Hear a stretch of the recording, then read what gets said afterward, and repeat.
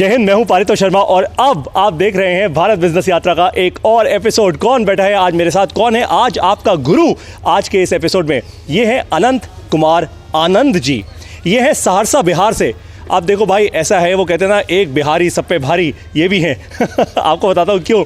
देखो भारत बिजनेस यात्रा क्या कर रहा है, छोटे उद्यमियों को, छोटे बिजनेस ओनर्स को हम वो विजिबिलिटी दे रहे हैं जो कोई मीडिया चैनल नहीं देता। हम उनकी बात कर रहे हैं, उनको गुरु बना रहे हैं आपका, जो एक्चुअली बिजनेस कर रहे हैं। ये हैं असली लोग जो एक्चुअल बिजनेस कर रहे हैं। ये आपको समझाएंगे कौन सी मशीन लगानी है, ये आपको समझाएंगे बिजनेस में क्या प्रॉब्लम आती है, ये आपको समझाएंगे बिजनेस में पैसा कैसे बनता है, ये आपको समझाएंगे लॉसेस क्या हो सकते हैं। सब कुछ MBA प्लस गुरुकुल की क्लासेस में। लेकिन फिलहाल इस वीडियो में अनंत जी, सबसे पहले तो भाई ये बताओ कि करते क्या हो? मैं तो अभी तो अगरबत्ती बना रहा हूँ। अगरबत्ती बना रहे हो? दिखाओ भाई अपनी अगरबत्ती, दिखाओ ज़रा मेरे को जल्दी से। तो भैया ये है अगरबत्ती जो जनरली घरों में हम जलाते हैं, मंदिरों में आप इस्तेमाल करते हैं। इनका अगरबत्ती का ब्रांड का नाम है शिव आराधना ऑर्गेनिक अगरबत्ती। ये ऑर्गेनिक क्यों है, इसमें ऐसा क्या है?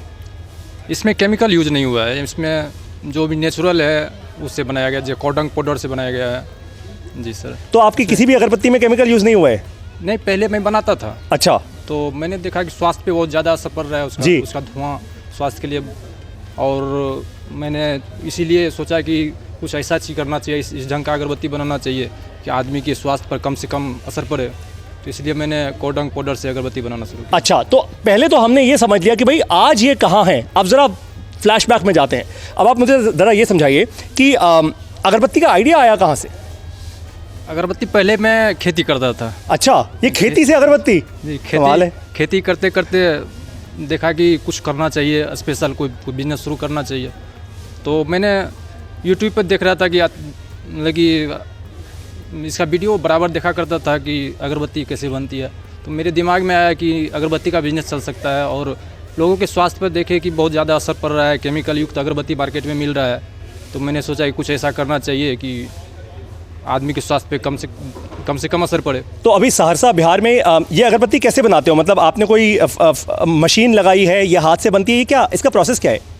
ये ऑटोमेटिक मशीन से बनती है। ऑटोमेटिक मशीन है जी। तो एक दिन में कितनी अगरबत्तियाँ बना लेते हो? लगभग 50 किलो बन जाती है। 50 किलो अगरबत्तियाँ? जी। तो एक दिन में आप कह रहे हो 50 किलो? 50 किलो का मतलब कितने पीस? क्योंकि किलो में तो समझ नहीं आती बात, कितने पीस होते होंगे? 1 किलो में 1000 अगरबत्ती होती है। 1 किलो में 1000 अगरबत्ती। तो आप कह रहे हो 50 किलो मतलब 50,000 अगरबत्ती हर दिन जी आप बनाते हो। और ये अगरबत्ती, अब एक इम्पॉर्टेंट चीज़, ये आपका जो ऑटोमेटिक मशीन है, ये आपने भारत में बनती है, कहीं से मंगवाई है ये बाहर से? ये वियतनाम की मशीन है। ये वियतनाम की मशीन है। और कितने की पड़ी आपको ये मशीन, अगर आप बताना चाहें तो? ये लगभग 1 लाख की पड़ी है। लगभग 1 लाख रुपए की भाई ये मशीन पड़ी। दिन की 50,000 अगरबत्तियाँ बनाते हैं। अब क्योंकि ये ऑर्गेनिक अगरबत्ती है और आजकल ऑर्गेनिक तो भाई वही सही चीज़ है। ये कितना प्राइस है इस पैकेट का? ये 40 रुपये की है। 40 रुपये का एक पैकेट है। और कितनी अगरबत्तियाँ इसमें? इसमें 50 अगरबत्तियाँ। 50 अगरबत्तियाँ केवल 40 रुपये का पैकेट है। अरे वाह, कितने पैकेट है आपके पास? भाई 5 पैकेट है। 5 पैकेट है, इधर दो। सब में अलग अलग फ्रेगनेंस। 1 2 3 4 5 पैकेट मैंने खरीद दिए।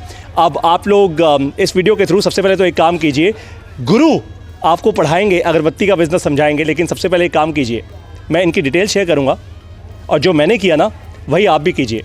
हम लोग डिसीजन नहीं लेते, हम लोग ना छोटे व्यापारियों को आगे नहीं बढ़ाते। हमें लगता है जिनके बारे में अखबार में लिखा जा रहा है, जो fancy billion dollar funding race कर रहे हैं, वही तोप है। ये तो तोप नहीं है, पता है, ये तोप नहीं है, ये इंडिया की होप है, असलियत है ये। अगर इनको आगे बढ़ाओगे ना, सहरसा बिहार में जो लोग बिहार से, और खुल के बोल रहा हूँ ये बात, जिसके दिल पे चोट लग जाए बहुत अच्छी बात है, सहरसा बिहार से जो लड़के लड़कियाँ, यंग युवा दिल्ली, मुंबई, बेंगलोर, कलकत्ता, चेन्नई छोटी 20-25 हज़ार रुपये की नौकरियाँ ढूंढने आ रहे हैं ना, उनको नौकरी ये दे देंगे। अगर एक ऐसे छोटे उद्यमियों को आगे बढ़ा दिया ना, आप इस देश का कितना भला करेंगे वो आप अंदर से इस चीज़ को जान पाएंगे। अच्छा, मुझे एक बात बताइए कि ये अगरबत्ती का पूरा व्यापार शुरू करने में आपको कितना समय लगा? अभी 3 महीने पहले से शुरू किया हूँ। 3 महीने हुआ है इसका। 3 महीने? जी सर। 3 महीने में क्या कुछ समझ आया है? ज़रा हमें 3-4 ऐसी लर्निंग्स बताइए, क्या कुछ समझ आया? मतलब क्या नहीं करना चाहिए, क्या करना चाहिए, कहाँ नुकसान हुआ? वो भी हुआ होगा। जी, नुकसान तो हुआ है। नुकसान तो हुआ है, शक्ल बन गई। अभी अच्छी चल रही है। मैंने देखा कि 1.5 लाख रुपये में अच्छी बिजनेस शुरू हो सकती है। मतलब पहली लर्निंग है कि 1.5 लाख रुपए में अच्छा बिजनेस अगरबत्ती का शुरू हो सकता है जी। और अभी आपके यहाँ मशीन को ऑपरेट करने के लिए कुछ लोग भी लगते होंगे? जी, 2 आदमी चाहिए मशीन ऑपरेट के लिए। 2 आदमी चाहिए, एक हेल्पर, एक मिस्त्री चाहिए। अच्छा, तो जब ये अगरबत्ती बन जाती है तो इसका ऐसे फिर पैकेजिंग कर देते होंगे आप, राइट? पैकेजिंग करने के बाद आप इसको कैसे मार्केट तक कैसे लेकर जाते हैं? मार्केट तो अभी मैं खुद लेकर जाता हूँ, खुद होलसेलर दुकानदार से संपर्क करता हूँ। बहुत बढ़िया, ये बहुत इंपॉर्टेंट लर्निंग है। बहुत सारे बिजनेस ओनर्स को लगता है अरे मैं बिजनेस ओनर हूँ यार, सूट बूट पहन के ऑफिस में बैठूंगा, अपने को तो लड़के लगाने, वो लड़के जाएंगे ना रिटेल करेंगे और फिर हम उनका बैंड बजाएंगे। भाई अगर सेल नहीं आएगी तो बैंड ही बजाएंगे, है ना? ऐसा नहीं करना। एक बिजनेस ओनर को सबसे पहला कमांड होना चाहिए डिस्ट्रीब्यूशन का। प्रोडक्ट पे तो होना ही चाहिए, ये प्रोडक्ट है इस पे तो कमांड होना ज़रूरी है, लेकिन डिस्ट्रीब्यूशन पे कमांड होना बहुत ज़रूरी है। अगर इनका रिश्ता अपने डिस्ट्रीब्यूटर के साथ, अपने रिटेलर के साथ, और अगर इनके बिजनेस में, आपके बिजनेस में सुपर स्टॉकिस्ट भी होते हैं, होते हैं, अच्छा, तो सुपर स्टॉकिस्ट के साथ, फिर डिस्ट्रीब्यूटर के साथ, फिर रिटेलर के साथ, जैसे पूरी FMCG इंडस्ट्री चलती है, अगर इनका रिश्ता स्ट्रांग नहीं है तो ब्रांड नहीं चल पाएगा। पता है क्यों? क्योंकि जब यंग कोई ब्रांड होता है, छोटा कोई व्यापारी होता है, एंटरप्रेन्योर होता है, उसके प्रोडक्ट से ज़्यादा ना वो खुद प्रोडक्ट होता है। ये इंपॉर्टेंट लर्निंग है। चलिए, तो 3 महीने हो गए हैं आज। मैं आपसे खैर आपकी सेल्स की फिगर्स नहीं पूछूंगा, घबराइए मत, लेकिन आज आप अब जो भी सीख चुके हैं इस बिज़नेस से, आगे क्या करने की सोच रहे हैं? व्हाट नेक्स्ट मैं चाहता हूँ कि इसमें अभी जो कुछ % स्वास्थ्य पे हानि हो रहा है, एक ऐसा अगरबत्ती बनाओ, धुआं रहित अगरबत्ती हो, जिसमें किसी तरह का प्रदूषण पे कोई या स्वास्थ्य पे कोई किसी तरह का असर नहीं हो। कमाल की बात कर दी इन्होंने, क्योंकि मैं अभी IIT रुड़की में, बाय द वे हम बैठे हैं। सोचिए ज़रा, सहरसा बिहार से एक छोटे उद्यमी आज IIT रुड़की में बैठे हैं। ये MBA प्लस गुरुकुल की ताकत। आज जब मैं आ रहा था गाड़ी चलाकर यहाँ पे, बहुत बहुत धन्यवाद, तो मेरे एक दोस्त हैं जिनसे मैं आज आपको मिलवाऊंगा, इसी इवेंट पे आज आपको मिलवाऊंगा अंदर अभी कमरे में। वो CSIR, ये सरकार की एक संस्था है, CSIR, ये इनोवेशंस करते हैं, टेक्नोलॉजी बिल्ड करते हैं। उन्होंने मुझे बताया कि बैम्बू भारत में बहुत उगता है। बाय द वे, आप सब लोगों को समझ आना चाहिए, बैम्बू का बहुत बड़ा व्यापार है, ट्रेड है। लेकिन बैम्बू को इसलिए हम जलाते नहीं हैं क्योंकि उससे कार्बन डाइऑक्साइड बहुत निकलता है। लेकिन CSIR वालों ने एक ऐसा बैम्बू बनाया है जिसके कारण कार्बन डाइऑक्साइड नहीं निकलता।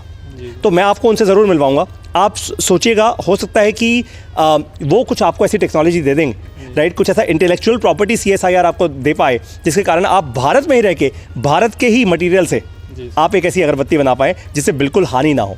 जी सर, बहुत अच्छी बात है। सो अब आपका डिस्ट्रीब्यूशन मॉडल, फिलहाल तो आप कह रहे हैं कि मैं खुद जाता हूँ, राइट?